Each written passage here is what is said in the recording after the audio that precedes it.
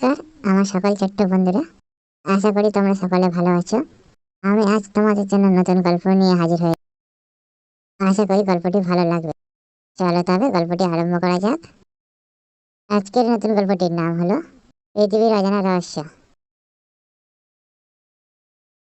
ছোট্ট বন্ধুরা, গল্পটি ভালো লাগলে একটি লাইক করবেন, একটি কমেন্ট করবেন যে কেমন লেগেছে, আর পাশে থাকা বেল আইকনটি প্রেস করে সাবস্ক্রাইব করে দেবেন, যাতে পরবর্তী নতুন গল্প তোমাদের কাছে সরাসরি পৌঁছে যেতে পারে।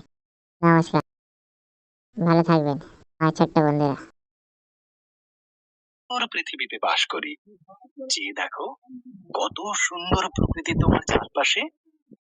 চলো আমরা সৃষ্টির শুরুতে ফিরে যাই, দেখি বাইবেল আমাদের সে বিষয়ে কি বলে।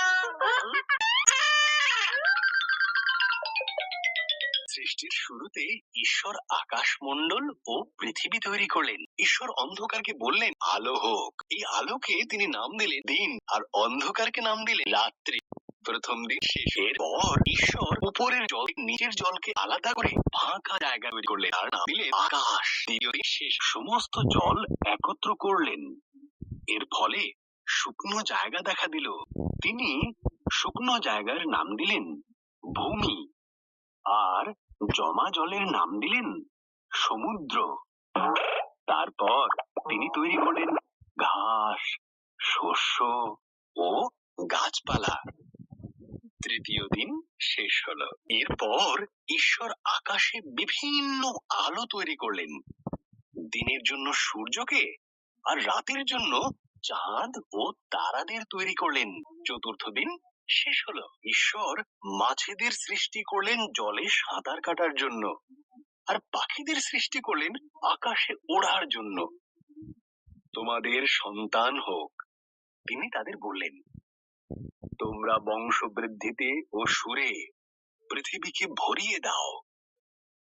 পঞ্চম দিন শেষ হলো।